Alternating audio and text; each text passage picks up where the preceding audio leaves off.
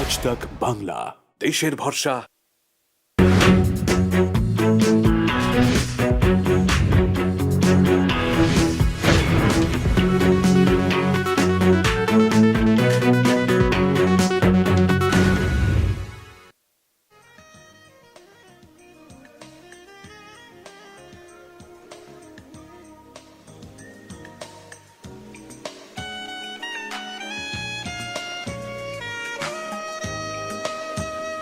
Can we have the backdrop move from the stage, please?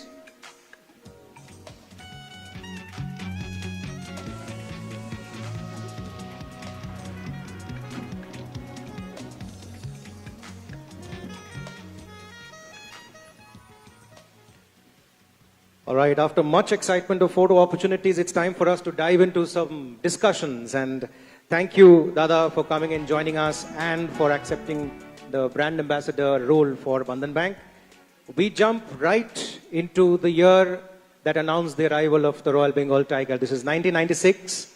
While all of us know about the debut that happened in Lords, there is one match which actually told Dada internally that he could do it on the large scale.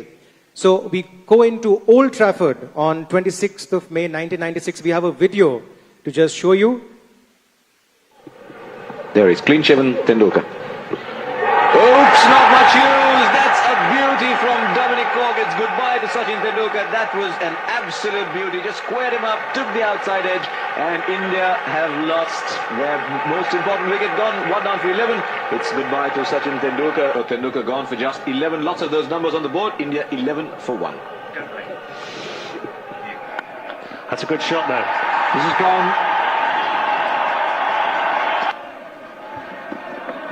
And that's the wide bump from Cork, which in fact Ganguly's found the gap for. Playing on his home ground. He's gone in for a pull shot. He's taken the attack right to the England camp there with that shot, Sourav Ganguly. Oh, that's brilliant work. That's brilliant work from Alex Stewart. It's been a very good innings from Ganguly. 46 from 83 balls. India 118 for 3. A match where you were brought in 1 down, not the usual position that you would have thought you would bat on. And it had been 4 years, 4 months, 16 days since that match in Australia. And you knew this was an opportunity. What was going on in your mind? How did you maintain the composure? You know, this was in Old Trafford. It was the last game of the one-day series. It was a 3-1-day series, 3-match series against England. And then we were supposed to play the 3 test matches where I went on to make a debut at Lords after this. I did not know till morning that I was playing. It was raining heavily in Old Trafford. You know, young Sachin, he had just started opening in one-day cricket. So as we were warming up and training, because it was so cold and the match got delayed because of rain, it rains a lot in Manchester and this was in the month of May. So it's the early part of the summer and there was a lot of rain. So as we were going around the ground, warming up, I was told I'm playing. And obviously I was very excited to play for India, and Azhar lost the toss. Azhar was captain, he lost the toss and England put us in because it was so overcast and so cloudy and raining. So there was a lot of seeming conditions for the fast bowlers. And before I could put my pads on and get ready at number 3, Sachin was out. He was out in the first over of Dominic Cork. So before I could put my head in place, think, overthink, think the right thing, think the wrong thing, I was inside. And sometimes it's good actually. Sometimes when you are straight pushed into the job without giving too much thoughts about it, you actually react to situations. And all what I did that day was I just reacted to the ball coming out of the bowler's hand. I batted for a while. I got 46 as you saw. Should have went on to get a 50. After playing the best fast bowlers and the best English bowlers, I got out to a part-time bowler in Graham Thorpe, and that too down the leg side. But it gave me a lot of confidence. It gave me a lot of belief that I can actually play at that level. And then about 3 weeks later, went on to play the test match in Lords and scored 100 on debut. And what happened 3 weeks later? We have a video for that.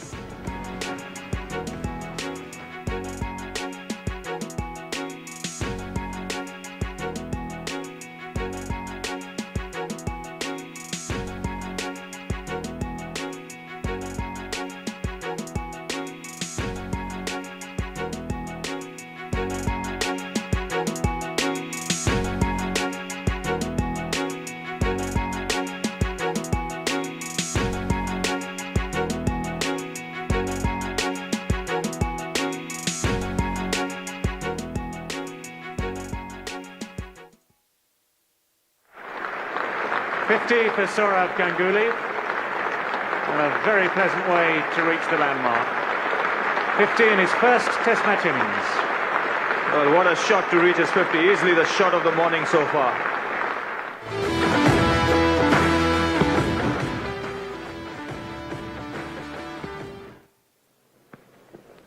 And certainly not after that. Umpire Harold Bird's not interested. It was a really good delivery from Mullally. Thankfully, it was Dickie Bird.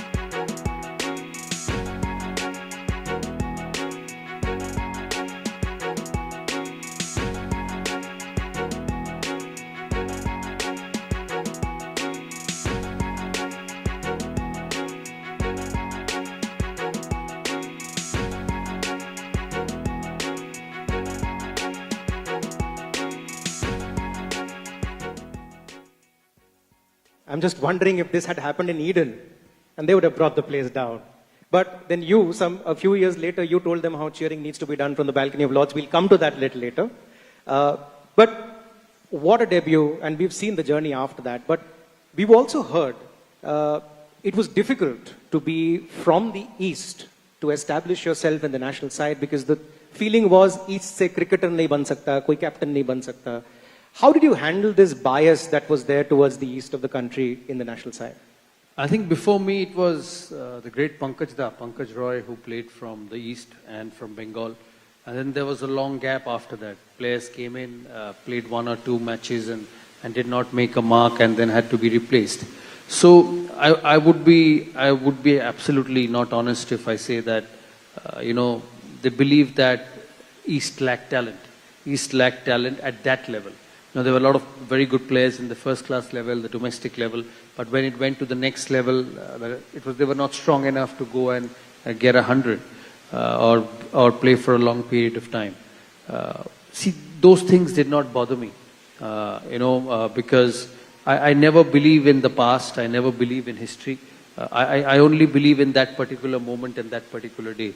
For me, there was an opportunity. I had played a lot of cricket before that. I was on the tour of Australia in '91 and didn't play for 4 years after that before I played at Lords, and to be precise at the Old Trafford, the first clip you saw. For me, it was living in that moment. And I kept saying after that I went on to play 113 test matches and 313 one-day matches for India. Only one of the 3 who played 100 tests and 300 one-days for India, the other 2 being Sachin and Rahul Dravid, and I'm sure Virat will get past it very, very soon. So one of the 3 who played in the complete generation of Indian cricketers. So for me, I was just happy being there at Lords. A great venue. We used to live right across the footpath. With the hotel is called Danubius now. It used to be called the Holiday Inn when we were playing. And I used to walk across, have breakfast in the morning, and just walk across the road to get into the great venue. And I don't know whether you've seen a game at Lords. It's fantastic. It's iconic when you enter the game in the morning. And after that, I've gone back to play many a number of matches. Went back as captain, went back as commentator, went back as an administrator. So I can see the history behind that ground. How people come and enjoy it. It's an event. I got this 100 on a Saturday. So a Saturday at Lords is completely packed. There's not one seat empty because it's a holiday, it's a weekend in England, and people come and watch Test cricket. And England is still a place where Test cricket is alive. It was very much alive during our generation because there was no T20. And then obviously T20 cricket came in, the faster cricket came in. And in many places, Test matches have started to take a back seat. But England, Lords, Oval are still the venues where Test cricket is still watched and looked after. So I got 100, I was overnight batting on 27. And when you showed these clips, I remember every shot. And I can tell you, the last shot of the second day evening was the pull shot of Chris Lewis. And then when I came back next morning, I started my innings with that flick, which went for 4, and then went on to bat till tea. So after so many years, I still remember every innings of it. And I say to everyone that, I went on to play so many matches for India after that, captained so many matches for India after that. But my mindset on that game was the best in my career. Because I did not look too far ahead. I did not look at the scoreboard. I just played every ball. I just played every ball and tried my best every ball. And I performed a small ritual during that entire innings of 6-7 hours I batted.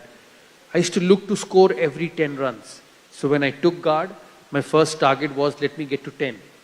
And when I got to 10, my next target was let me get to 20. Once I get to 20, I would look to get to 30 because it kept my concentration.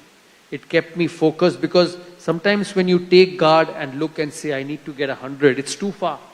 It's too far. And I'm sure as Bandhan Bank, Mr. Ghosh, who started this from scratch, from zero 20 years ago, and obviously the bank is 7 years old now, he also have progressed this way.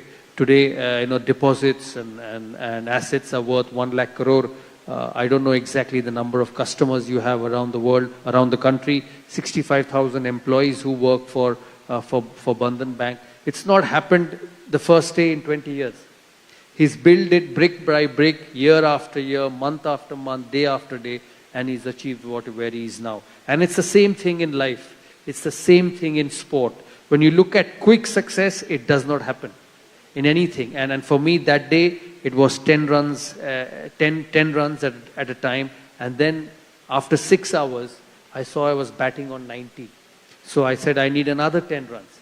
Then I got to 100 and then went on to get 130. So life, achievements, progresses is about small goals as you keep getting forward. You don't become Chandrasekhar Ghosh one day. You don't become Sachin Tendulkar in one day. You don't become an Ambani in one day, or you don't become a Narendra Modi in one day. You have to spend your life, time, days, weeks, months working towards it. And I think that's the key to success. That if you decide that this is my job, this is my life, give everything you have for the rest of your life to be the best. And I think for me it was that day. And I went on to play so many matches after that. Sometimes I've gone in with full of confidence. Sometimes I've gone in to bat thinking where will the next run come from, because that's what human mind is. It's never static. It wanders. It reacts to the situation. It reacts to what pressure you are in. It reacts to what mindset you are in. So for me, after that I went on to play 500 games for India, captained of about 210 matches. But the mindset I had in that innings at Lords, I could not reproduce it again. I've got hundreds, I've got double hundreds. My concentration has suffered. While batting, I had to shake myself up and say, hey, look for the next ball. Don't think too far ahead. But that day, it was so much of calmness. It was so much of surety. It was so much of happiness just scoring that next run. And I think it was phenomenal. I believe in destiny. If you keep working hard and if you keep trying and if you believe you can do it, it'll happen. And for me, all those runs on that particular day was the efforts I put in from 1987. When I first started playing as an under-15 boy, I was 14-year-old then.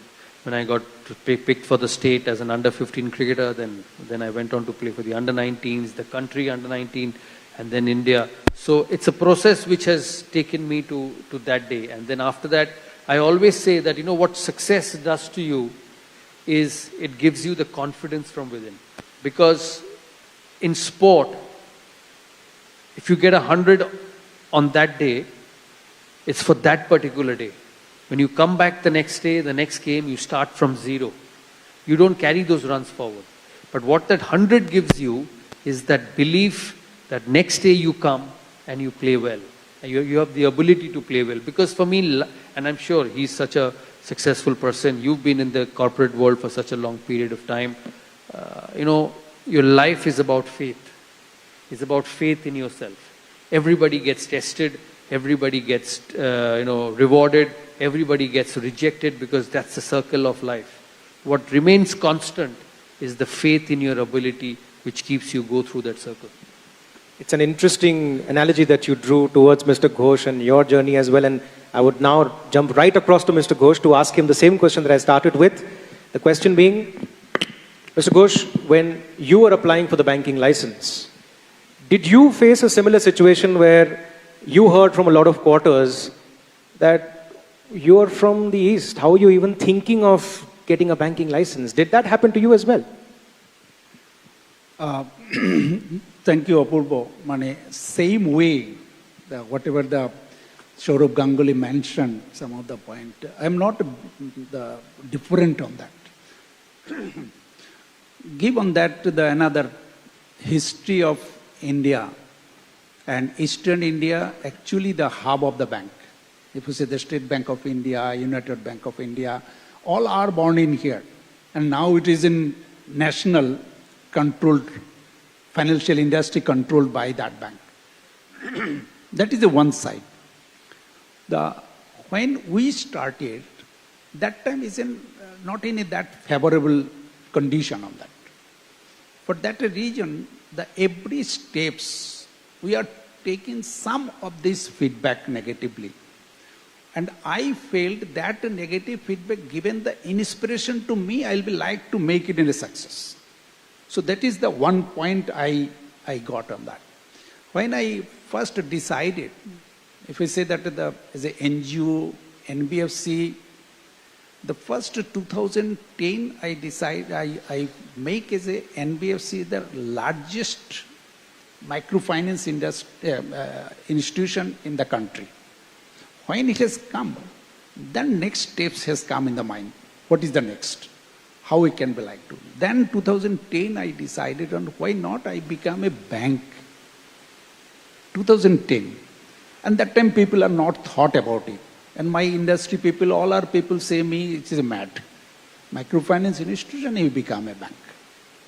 So I feel that can I make my success on that way?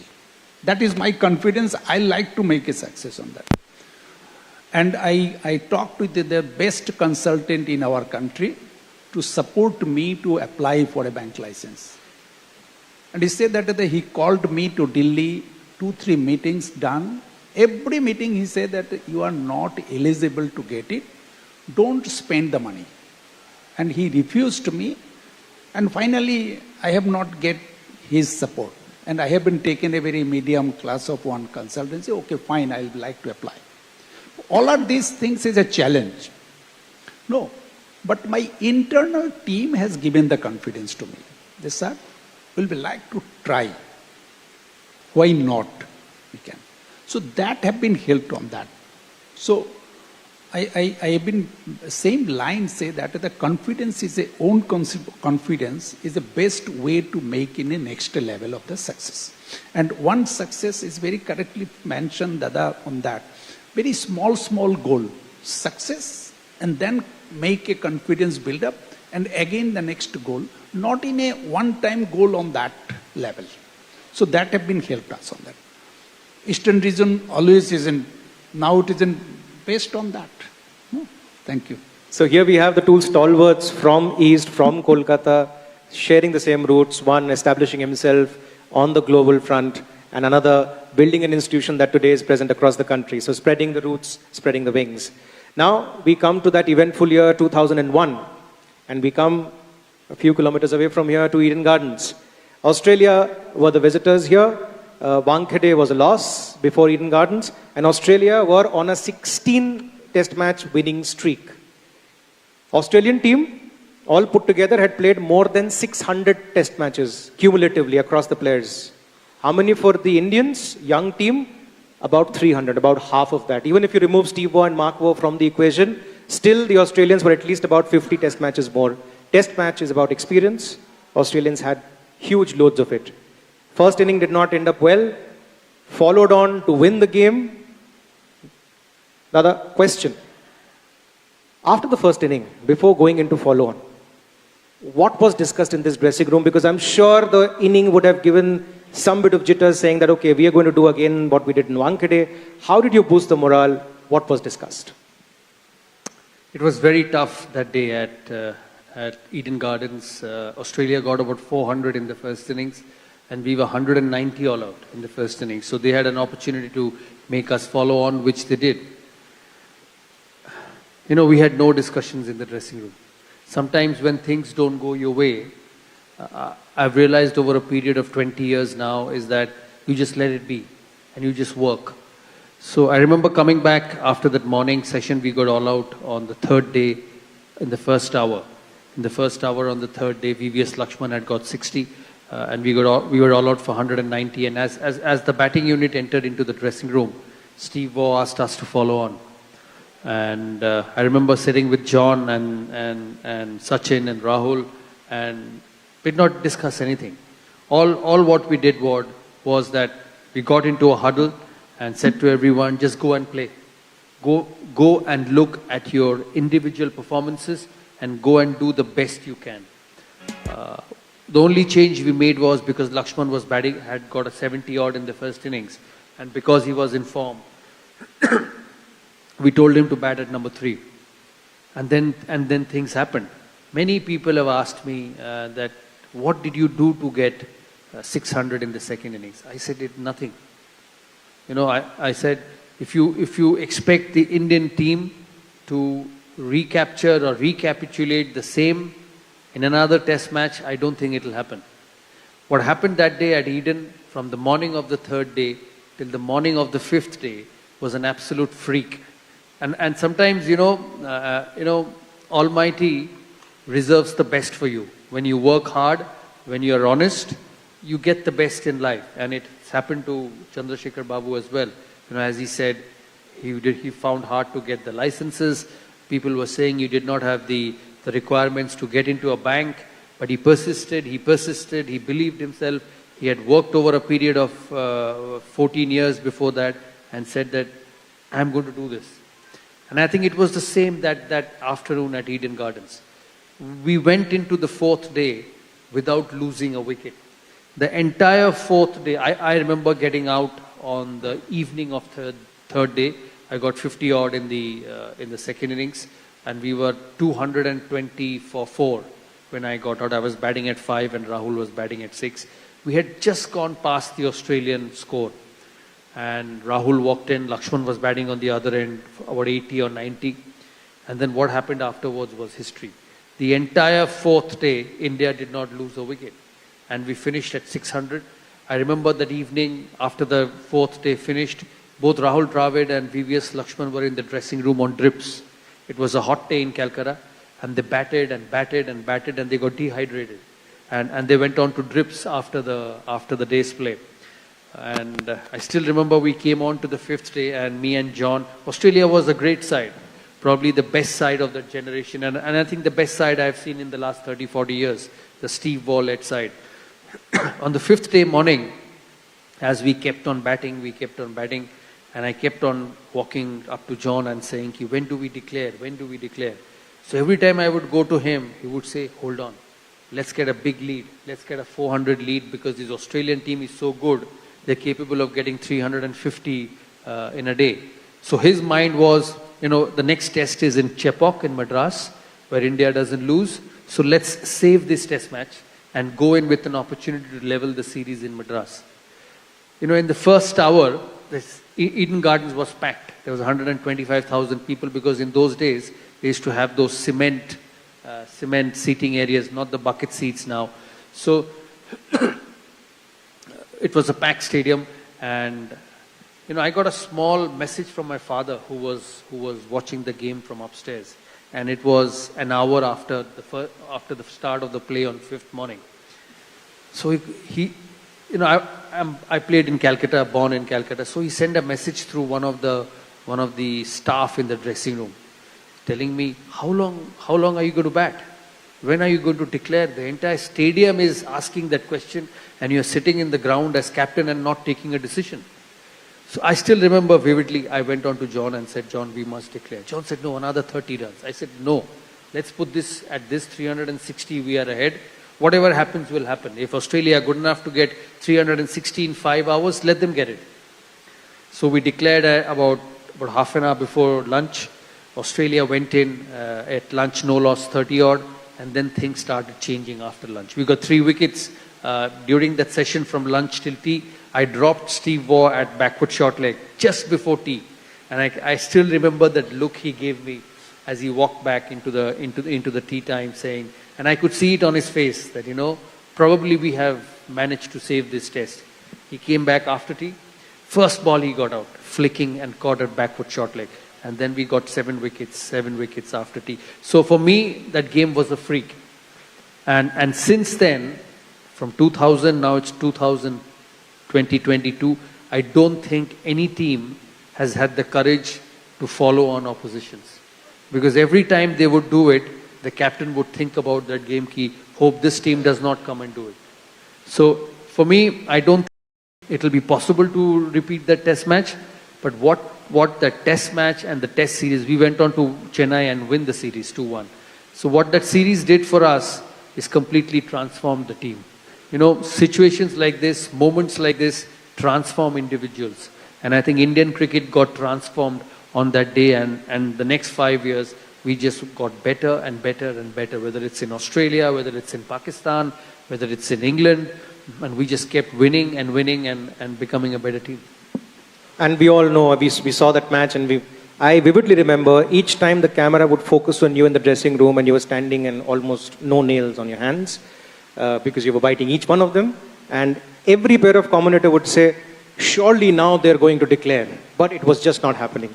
But coming back, you mentioned about the transformation of the Indian cricket team that started 11th of March 2001. Little did anyone know that just a month from there, on 11th of April of 2001, another transformation would start. A few kilometers away from Eden Gardens in a place called Bagnan is where Mr. Chandrasekhar Ghosh set up Bandhan Ko Nagar, the NGO, from where the journey of Bandhan started, precisely a month after the Eden Test started. A bit of trivia for you. I just have a question for him. As the data you gave, 1 month later, he started the NGO. It's very important for all of us to know because, he's gone through this journey for 20 years now. What made you believe that you will establish such an institution in a period of 20 years? And most importantly, what did you do to make it so successful? Because for all of us, we see the end product, and you started from scratch. And I'm not a business person, I'm not a banker, so I don't know for a banking institution what it means by starting from scratch. But I think it's a lesson for every individual, a business organization, and for someone like me now, who's been an administrator, now will move on to something else. What does it mean that when you say you start from scratch, and what does it mean, and what have you done for the last 20 years to get to where you are today?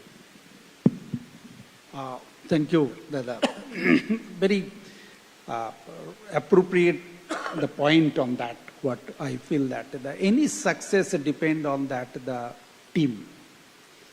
So in that sense, when I started on that time, the people are not understand about the model of this business or microcredit. What is this? How we done it on that? I recall on that, I given the advertisement in the newspaper. I received 11 application and 6 are postcard. And 7 are senior citizen. I'm not getting the people because, and after listen from me, that's a work is for village and go to this, the out of the office, not in office job, and all left. So this is the first challenge I face on that. People say that the unemployment that much, but why I am not getting the people? Is it that I am not addressing the right people on that, or can I change something on that? But I cannot change the model. So first I have need to success of any work, I have need to build up my own team who can be drive and with work with me on that. That is a main challenge.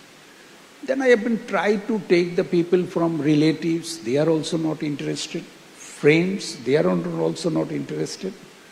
Then I find out on that one way.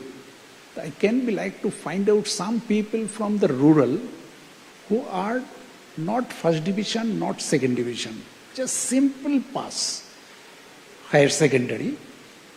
He can just to write on that and taken them. And every Saturday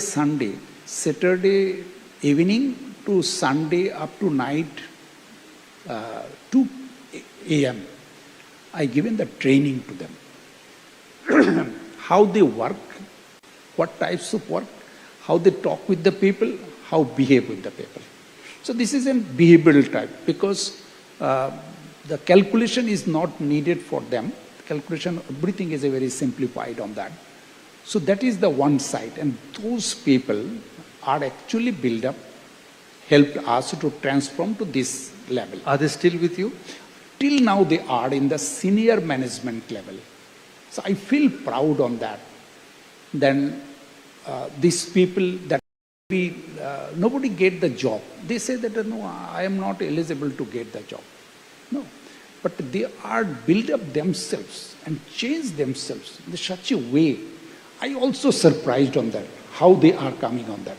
So team is a main factor for success, anything on that. Because I maybe like to handle that the 200 people. And up to 500 people, I can say their name, their family members' name, everything. And they are all occasion, I have been family occasion, I attended. And they are also in my family, every of the occasion, they also attended. This is it like on that. And then I have been given to this, the 500. Each one will be like to make 5, another 5. So then 500 into 5 is a number is coming back. Then given the chance on that 10. So we are simple way to build up on that to mind. You build up the next 50, you build up next 100, then I can be build up, scale this organization on that. Because without the people, that cannot be success in anything on that. I have another question to you. You know, we all are professionals. You know, we start our careers, and there are so many here in this room. They're professional journalists, professional writers. You started your business from zero. I started playing since I was 13 years old. I never thought that, 15 years down the line I started 40 years old. 40 years, at the age of 40. Yes. So I never thought 15 years down the line I'll be captain of India.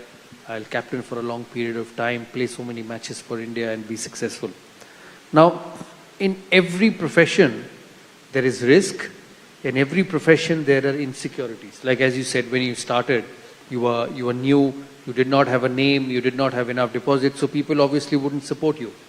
People don't know, who is he, what is he trying to do, does it make any sense for me to go and join him? But then you slowly progressed. How would you have looked every year of your business journey? For business, it's about finances, especially in the banking sector.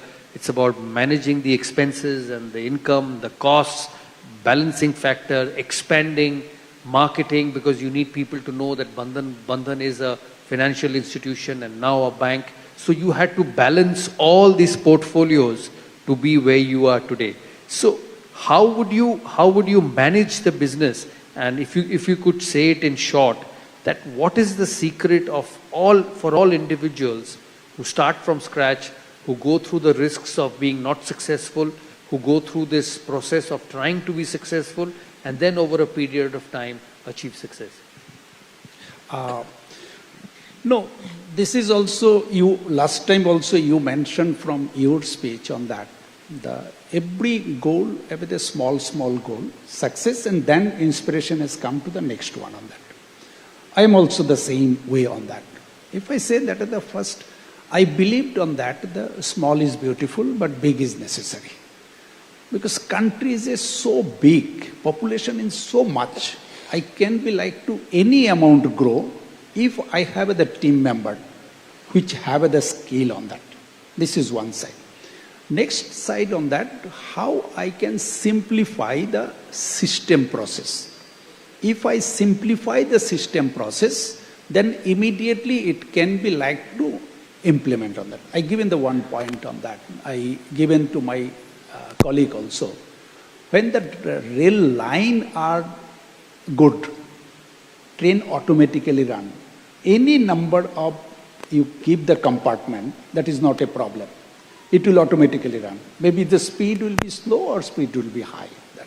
For that reason, every of total of our business are very simple way have been developed, which is simplified the process and system. This is the one part. And second is they are trained to the staff in that way. And next step on that, what I say that today is in April. I plan on the next April how many branch I will open and how much business I like to grow. And if I open the 100 branches, I targeted 100 branches existing. How many of the people are in there as a potential? I selected without knowing them. I visited. I said that my office have been closed in the 6 p.m. After that, I go to the branch to visit them, talk with them, and identify the potential branch manager. And identify them and given a special training. And another supervisor, I asked them, you can follow him and see his activities and grown him. The next April, I called all these people and trained them and make in a branch. So I got from the ground, if I got that the 100 people, I targeted 100 branch. So accordingly, the business will come. If you say that my business also if I came the bank branch on that, when I coming on that, I targeted on that 700 branch in the opening date I will be open. 2 months before of the opening of the bank, my team said that, sir, we cannot open more than 300. Then I called to all of them. You say that what is your challenge? You cannot open. And they given that 5-6 things on that. And then I have been solved that issue. And they are coming 501 branches at a time in the day of opening. So we should be involved of this process. I should be involved in the ground level, what actually the problem, and give some solution, simple way, which is easily can be like to replicate. That have been helped to the go of the business. How did you balance work with time when you were expanding? As you said, you would want to do 500 branches, 700 branches in a year. What regime was important for this company to be successful? Did you have a particular working time? Like I said, that I would work from 10 in the morning till 6:37 in the evening, and then after that it's my time. I'll go back the next day and do the same thing again, and let this process continue over a period of next 10 years. Or is it just you worked and worked, you had no time to finish, you would finish only work when work would finish? I think that balance also is very important. You are correct. But first 5 years of the organization, I have not the time. Day and night. I return back to my home at night 2 a.m., 3 a.m., like on that. And 6 a.m. I have been come out. After the 5 years, I have come to the 9 to 6 in the office, and 1 week in the office, and 3 weeks in a field. So this is the way I have been come. Now if I say that I have been 15 days in a field, 15 days in the office, and everything is systematic. I have not need to this, the 6 a.m. come to the office, 9 a.m. I have been coming now 10 a.m., 9:30 to 10. And I return back to the home 7 to 7:30.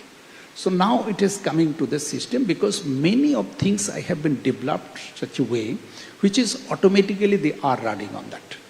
So your first 5 years went for development and setting up the base, and then obviously time management was a lot easier. Yeah. But first the 5 years, the painful things from the family level, they are not getting time. So that is the very painful. Until now I am listening in that. I almost forgot the next question. I was enjoying this discussion so much. So coming back to Mr. Ghosh, we'll continue with a little bit on that discussion. So when the bank was to be formed, till such time, there were people who had been with you since the inception of Bandhan in 2001, so 15 years. And you needed people from other banking companies to come in and start leading the transformation into a bank. How did you manage this challenge between the old and the new? I always given one example to, to my employees. The one learning from me on that, if anything I address before the incident will come and educate the people, that will be very good way to help us to less face the challenges on that. So I know that the new and old is a very big challenge, which I'm learning on that. When any boy have been married, if it is a settlement or whatever, so first wife has come to the house. So what she faced the challenges, nobody know that. Because she cannot explain to the mother-in-law, she cannot explain to the husband, and both are in a one side, and she is alone. So this is a best example in our family, every family on that, small and big or everything. How she managed the time on that. So that is the one big learning from all of us. For that reason, when I received the bank license, the first day, everyone very happy. First 3 days, their happiness is in extreme, is correct, myself also. And I given a 1 day leave. So all will be go to home and given a token of money. They will be like to enjoy with the family, come back to the Monday. The Monday they have come back. And sitting on that, 64 people in my head office, all sitting. And I am asking how you are. They say that everyone expressed, we are very happy, sir. We got a license, we are now a bank. So when I go to the home, village people also come to see me, we got the bank. This is a very big thing. And they ask me, sir, how you feel? Because I am not happy. Sir, you are not happy? No. So why? See that. In this room, we are sitting, including myself. There is no person who have the bank experience. So how we run the bank? And if we not run the bank perfectly, so we'll be failed. Why I'll be happy? And they are all silent. They're asking me, sir, what do you say that you are not happy? No, because I'll not maybe the bank MD. You may be not in a CFO, you are not in the HR head. Because all of us are not in a bank experience. So what is the alternative? They are asking me. Then I say that the alternative is there. We'll return back the license to the RBI. So what do you say? Yes, we say that we are eligible, fittest to get the license but not run the bank. Well, no, sir. Can you give the alternative? Another one? Yes. Another I am thinking, but I am not know that you will be agree on that. So you say. I say that the second alternative is there. You will be like to leave your chair as a CFO, as a HR head, as a business head, to the third number chair. We recruit many people from the bank, they will sit this chair. Sir, we build up this bank, we earn the license, and they will become as a leader, and I am the second person. Oh, yes, this is another alternative. And you see that there is a very time on that. They are silent 5 minutes, nobody talk. And suddenly one say that, sir, we agree with the second option. What is it? We can learn from them and we can take our next chair. That is helped me to transform them to also, we are what I say, that the less challenge face on that. When these people has come, new people, and I also talk to the new people, so they are build up this institution, they are coming to this position. So you only honor them and they will give the 24/7. But ground level it will not happen. No. So one day I have been going to this, both the side I have been given the training on these two things. The mindset on that, accept the new. And new, I have been told that you accept and recognize the old who have been built up this institution. And then that have been coming to this position on that. This is the very big learning. If I not taken that steps in the first day, it's a very challenge for me to matching to this old and new. And now they are coming to the good position on that. Absolutely, and both together have built this bank in the 7 years what we see the story. Dada, same question to you. 2001, you had stalwarts in the team like Sachin, Rahul, Kumble, Srinath, and the whole lot of others. You also had a range of newcomers who were in the team. How did you manage the old and the new? I think the best organizations are a blend of youth and experience. You need the flamboyance of youth, and you need the mindset and the calmness of an experienced person. And I think I was fortunate enough to have a team which had both the blend of rich experience and young talent. I believe in certain things when I do a job. I believe in talent, as Mr. Ghosh said, that it's the team.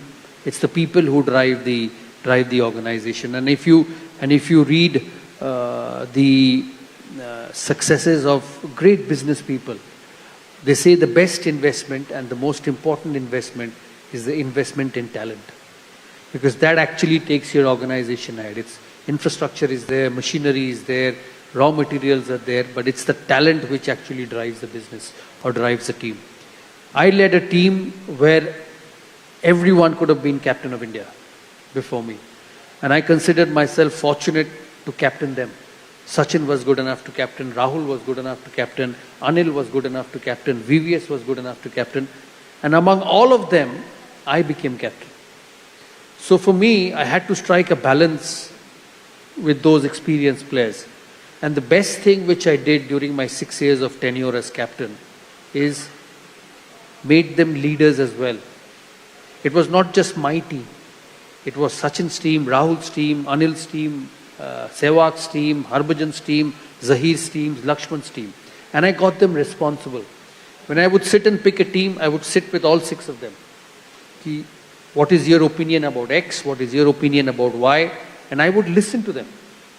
If Sachin would come and say that pick Sehwag, I'll go and pick him. I will not, even if I didn't believe it, I will go and tell him that okay, I'll pick it because you believe in him. In that way, I made him an important part of that squad. Same with Rahul, when he was my vice captain. There was a time when he was almost dropped from the side, from the one-day side. But I stood up for him, and ultimately he finished as vice captain of the one-day side. So these things don't go unnoticed in a team environment. So it was not just Sourav Ganguly leading, but it was 6 of them leading Indian cricket.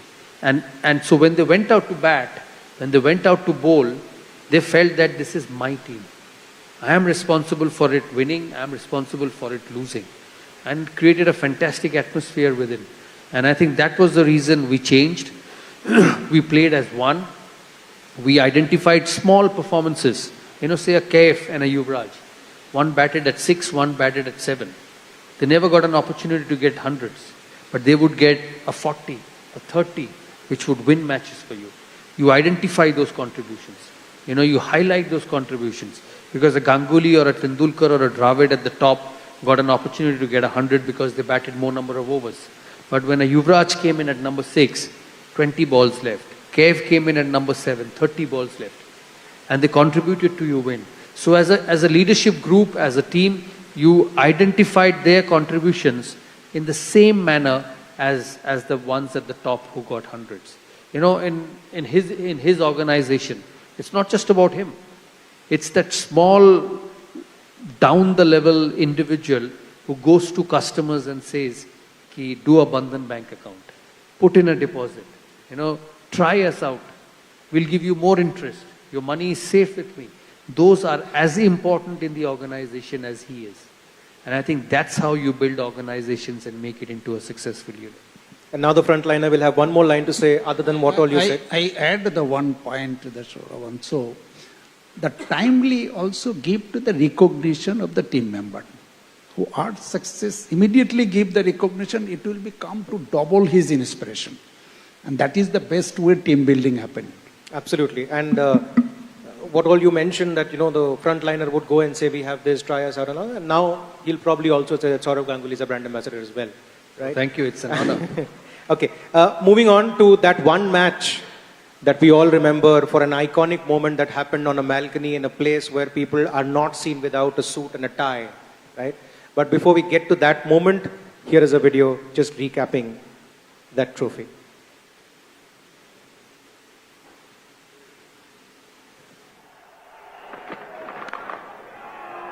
Again, Ganguly going for the offside shot.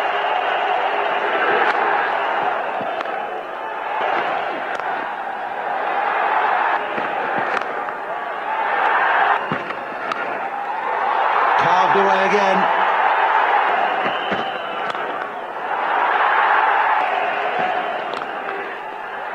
Got plenty of bat on that. That's racing away up the hill for 4, and that's Ganguly's 50. It's coming just 35 balls.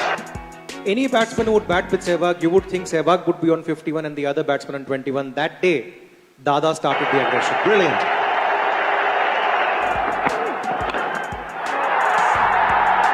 Well, Sehwag's turn now. Maybe he's the one to get after Irani. It's in the air, third man is up and it's 4. No, it's 4 more. Whipped away. 3 square leg, that's going to be 4. That's quite deliberate. Full toss. They go for the signal this time.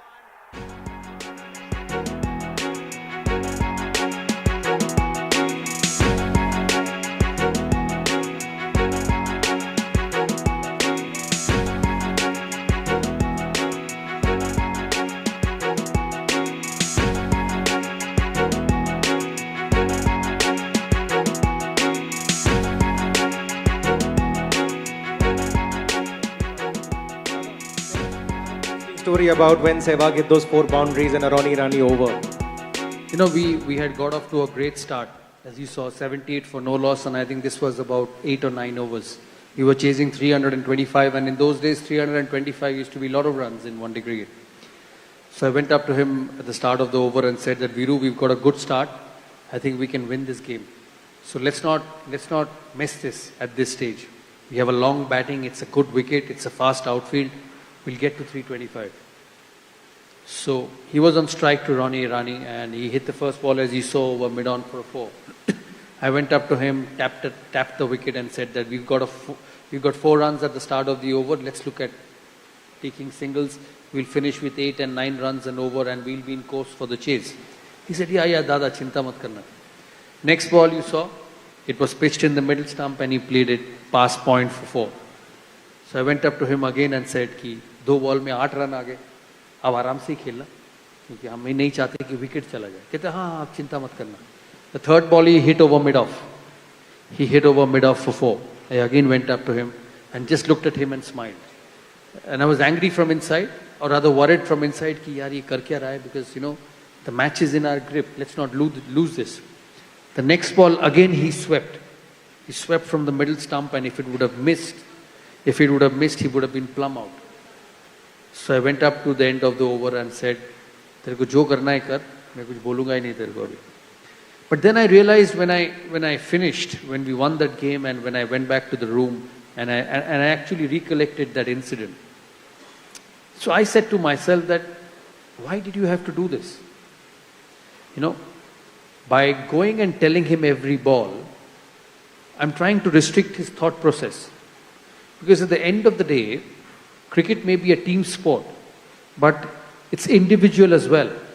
Because when the bowler is at the top of his mark and you're on strike as a batsman, it's just you, your mindset, and the bowler. The captain does not matter, the non-striker does not matter, nobody matters. So the end of the day, what is going to make me win that game is what is going on in the head of that person on strike. And I realized that, and ever since after that, I did not interfere with the batsman when he was batting. My suggestion would be or my discussion with him would be that we have to get 300 in 50 overs. You know how to do it. Play your game. But once you get in and once you get set, don't throw it away. Win the game for us. Because I realized that if I would have gone to Sehwag and said, you keep defending and not hitting, he'll get out. Because that's not the way he plays. So I think it's very important when you're a leader and when you're a captain of a side, it's about understanding that it's not my way or highway. It's about understanding the person who you're playing with. How does he become successful? How does Sehwag get to a test match 100? Now you go to Dravid. You don't expect him to hit 4 boundaries in an over. You know he's going to defend, he's going to leave, he's going to bat 6 hours and get 100. So you go to Dravid and tell him, okay, if that's the way for your success, you do that. And I think many a number of times when we become bosses, when we become leaders, when we become captains, we go to you and say, this is the way I think, you think the same way. And I think that's wrong. It's about understanding what you are thinking, and it's about finding out over a period of time whether your thinking brings success to me. And then adjusting and doing it accordingly. I think that is very important. And I think that over, amidst Virendra Sehwag's madness, it made me, because it was the early days of my captaincy, it made me understand that let players be. Make them work hard, make them train, make them secure, give them a plan, give them a goal. Say, my motto is to win matches, not just draw cricket matches. I either win or I lose. There's nothing in between. And then let them play their game. I think all of us are witnessing something spectacular here. This is a crash course in leadership with these two legends on stage. And so fortunate to be a part of this discussion. So I happened to be at Lord's in 2016, and there's a guided tour, and we went around the entire stadium. And we were taken to the home team dressing room and then to the visitor team dressing room. The guide there, proper British accent person wearing a blazer, an MCC blazer, etc. He said to all my Indian friends who were here, we were about 20 people, he said, that on the balcony is the wooden bench on which Sourav Ganguly stood up and did the unthinkable at Lord's. As I said to you at the backstage when we were talking, I went in 2011. And it was a cold day in England, and I had a cap and a jacket on and a glass, and I wearing my specs, and I took a couple of my friends to see Lord's. Invariably, we went up to the dressing room, and there was a steward standing. So he's telling my friend, this is where Sourav Ganguly took his shirt off. And I look at him, and he's smiling at me. He does not know me. He hasn't recognized me, because he must have come new to the job, and his job was to show around visitors, because Lord's is a place which is a tourist spot. People go buy tickets, go to the museum, go to the ground, they take you to the long room, they take you inside the ground, they take you to the practice facilities, they take you to that wonderful museum inside which you've been before. So I remember that steward looking at me and saying, that Indian captain, Sourav Ganguly, he took his shirt off in this balcony. I said, yeah, okay, I'll look at the video and find out. So that's what it is. So, for me, that win was more important than taking that shirt off. And I think we went back again there. We won many a number of matches, went back to England, won a series in 2007. So that country had great memories for me. My first test at Lord's, as you saw, in 1996, where I went on to get 100. So that ground has always given me good memories in my playing career. So 2 home grounds for you, one obviously the Eden Gardens and the other Lord's. And Lord's does not have stands dedicated after players, is what I know last. No, there is. There is? There is the Edridge stand, there is the Compton stand, there is the Pavilion. So Lord's has stands named after them. Not everyone, because they corporatize a lot. If you look at it's called the JP Morgan Lord's. So they look at sponsorships. They just don't leave it empty, because it is such a valuable place right in the heart of London, in the middle of London. So it generates enormous amount of revenues. And it's not just a cricket ground. You have conferences there, right. Marriages are held there, birthday parties are held there, people can have meetings, people can have lunches. So they completely use it commercially. There was a discussion in Lord's. I know you've seen Lord's. I don't know whether Chandrasekhar Babu has seen Lord's. there is the back part of the lodge, which is the nursery. And underneath that bit, it's the metro which goes through, the London Tube. The London Tube goes underneath those nursery. So the British government has to pay Lord's Cricket Ground a charge for letting the tube go underneath that nursery. So every bit of that ground is commercialized, because sport, whether you go to Lord's, whether you go to the Old Trafford, where Manchester play their football, whether you go to Manchester City, whether you go to Chelsea and watch football, they make it an event. They make it a place for people to bring their children, their families, and say that this is the ground where a Ronaldo played. This is the ground where Sir Alex Ferguson was the coach. This is the ground where Ricky Ponting got 100 or a Steve Waugh got 100. So they create history around sporting events. So there are stands named after the prominent cricketers from England, and there's a bench, the only bench which belongs to a foreign cricketer in Lord's, and that happens to be our Dada. Okay, we go to another video very quickly. There's no question, but there's a stat I want everyone to know here. Let's play the video quickly, please.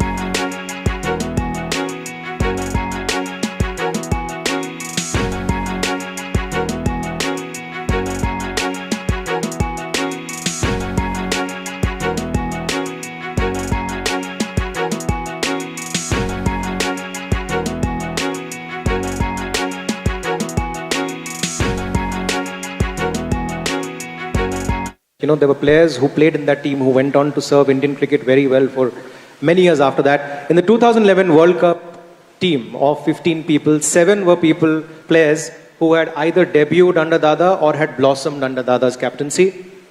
And they contributed about 60% of the total runs that the team scored in the World Cup and about 70% of the total wickets that the Indian team took at the World Cup. So the homework for 2011 did not happen in 2011. It started in 2000 under the leadership of this great man here. We are towards the fag end of this discussion. Some funny ones here now. Can we have the next video, please?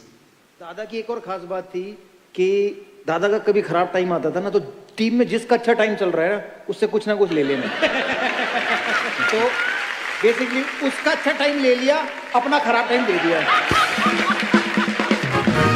तो ये दादा ने बहुत किया है।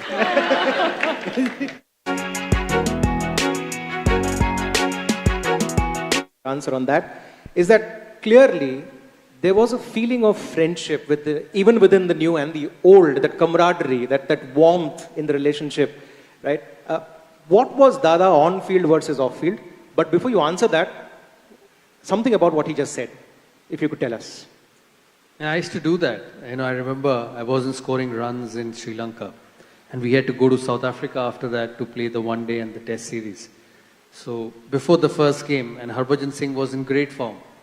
So before the first game in Johannesburg, first one day, I went to Harbhajan that night before. मैंने कहा एक तेरा जूता दे दे यार.